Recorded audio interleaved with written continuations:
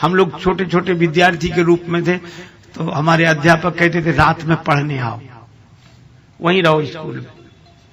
तो हम लोग रात को जाते। तो हमारे गांव में स्कूल थोड़ा सा बाहर, अब तो गांव बढ़ गया है तो स्कूल गांव नहीं थे, उस समय थोड़ा सा दूर, तो ज्यादा नहीं थोड़ा बहुत। तो उसमें एकांत हो जाता रात का समय, तो डर लगता था। तो हम बच्चों ने एक उपाय सोचा कि डर लगता तो क्या करें। बस बोले जैसे गांव से बाहर निकलो डर लगने लगे तो गाना शुरू कर दो, और गाते हुए गाने में मन लग जाता, तब तक वो जगह निकल जाती। इसका अर्थ यह है कि गीत से इतना भर दो, गाने बजाने से इतना भर दो, अपनी जिंदगी जीवन को संगीत बना दो। यही संगीतमयी राम कथा है। जीवन संगीत से, परिस्थितियां ठीक है, अपनी जगह ठीक है। कई बार हम परेशान हैं, तुम्हें गाने की पड़ी है, तो गाने के अलावा कोई उपाय नहीं जिससे तुम्हारा मन का दुख कम हो जाए। और इसीलिए यहां भी भगवान का जन्म हुआ, और जन्म लेते ही सुख से कुछ दिन भी नहीं रह पाए, गुरुजी ले गए राक्षसों को मारने का काम। फिर जैसे तैसे थोड़ा सा मिला कि वन चले जाओ, और वन में खबर मिली पिताजी का मरण हो गया। आगे बढ़े तो सीता जी का हरण हो गया।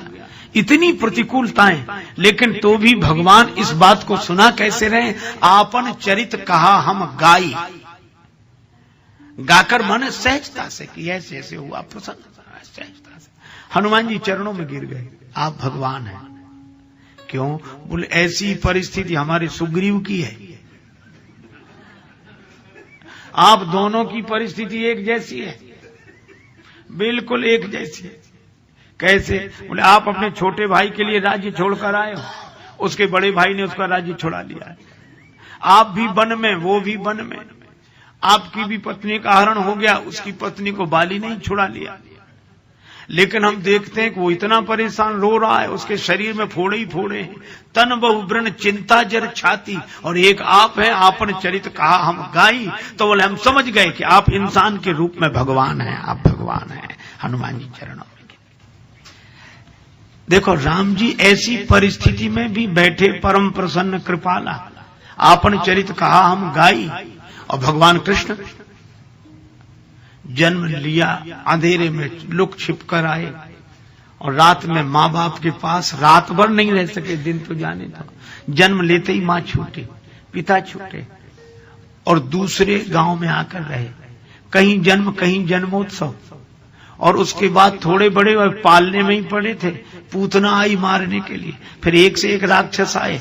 इतना ये सब होने के बाद फिर कहा गोकुल छोड़ो, कंस के अत्याचार बढ़ रहे हैं। गोकुल गांव छोड़ना पड़ा।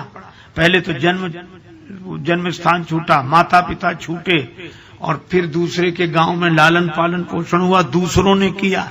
और उसके बाद मारने की चेष्टाएं हुई, जैसे तैसे बचे तो गांव छोड़ना पड़ा। वृंदावन आके रहे, सब ब्रजवासी वृंदावन इकट्ठे होकर रहे। आप देखो उसके बाद भी वृंदावन में श्री कृष्ण क्या करते हैं, बांसुरी बजाते हैं।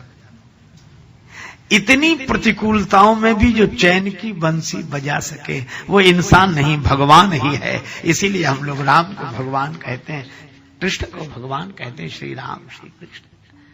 इसका अर्थ है कैसी भी परिस्थितियां आए आगे बढ़ो, यही भारत का आदर्श है। क्या रोना होना, थोड़ा ठीक है, जो है सो ठीक है, गाते हुए मुस्कुराते हुए आगे बढ़ो। इसीलिए राम जी गाकर माने प्रसन्नता के भाई ऐसा ऐसा हुआ। कोई हनुमान जी ने कहा कि चिंता मत करो, हम मिलाएंगे आपको। सुग्रीव जी से मिलाया। अच्छा देखो, प्रतिकूलता ने फिर भी पीछा नहीं छोड़ा।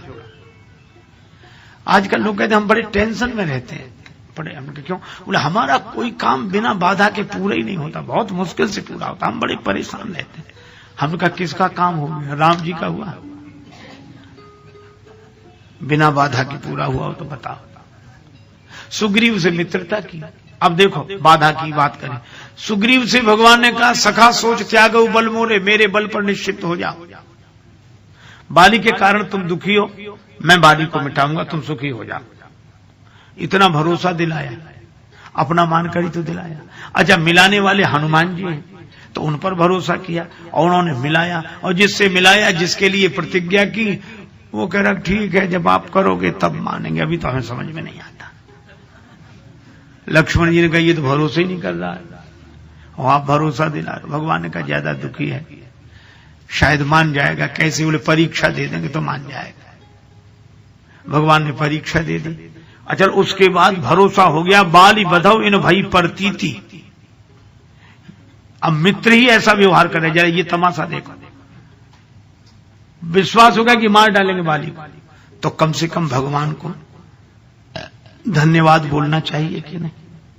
प्रसन्न हो जाना चाहिए कि अरे प्रभु अब हम प्रसन्न हो गए, अब हमें भरोसा, अब आप मार डालेंगे, अब हम निश्चिंत हैं। अरे आपकी बड़ी कृपा, आपकी बड़ी कृपा, आपकी। राम जी सोच रहे थे यही कहेगा ये, लेकिन कुछ ऐसे विचित्र लोग होते हैं जिनके मन की भगवान तक नहीं जान पाते, औरों की कौन कहे। राम जी ने इतना किया, उसके बाद बोला क्या? सो सुनो सुग्रीव जी क्या बोले। भगवान ने कहा कि अब तो प्रसन्न हो जाओ मेरे मित्र, अब तो निश्चिंत हो। अब तो सुग्रीव जी बोले किससे? कहा अपने शत्रु से। अरे काई शत्रु मित्र दुख सुख संसार में भासते हैं, यथार्थ में है नहीं, सब सपना है। बात बड़ी ऊंची कर रहे हैं और बात सच्ची कर रहे हैं। कई बार लोग कहते हैं वो गलत क्या कह रहे हैं, वो गलत क्या कह रहे हैं। हमने कहा वो तो गलत नहीं कह रहे हैं, पर आदमी तो गलत है। वो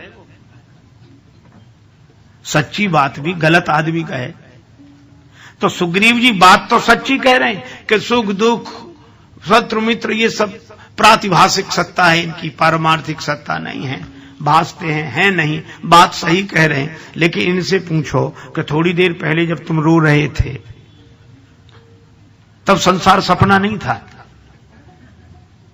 परिस्थिति अनुकूल होते ही संसार सपना, और परिस्थिति प्रतिकूल होते ही संसार सत्य। दूसरे का अपमान हो तो संसार सपना, और अपना अपमान हो तो संसार सत्य। भगवान को हंसी आ गई।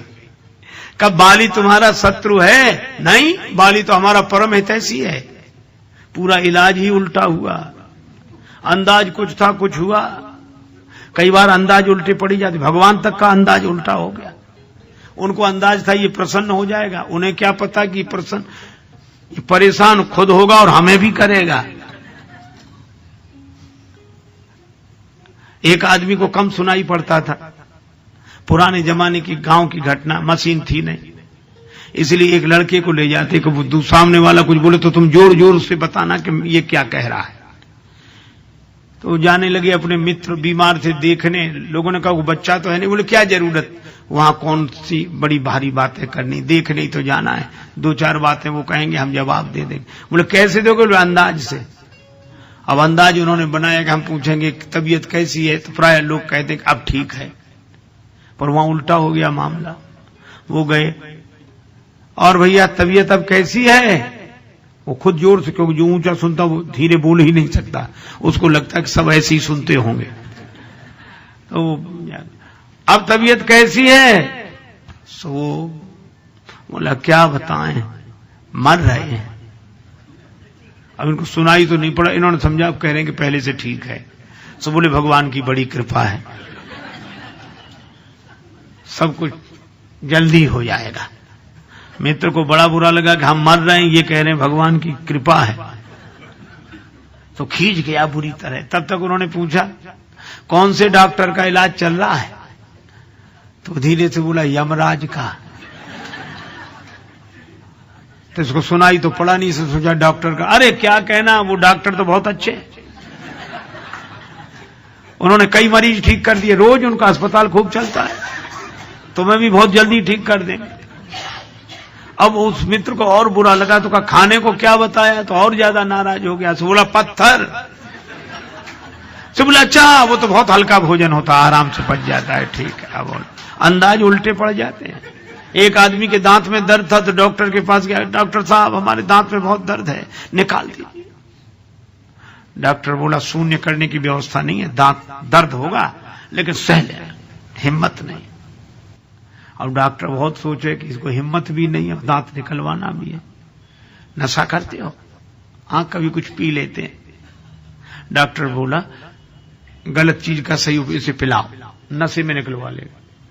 पिलाया, दांत निकलवाने की हिम्मत आई, बोले थोड़ी थोड़ी आई। डॉक्टर बोला और पिलाओ, और पिलाया। अब नशे में डॉक्टर ने कहा अब तो दांत निकलवाने की हिम्मत आई, तो बड़ी बड़ी आंख कर खड़ा हो गया।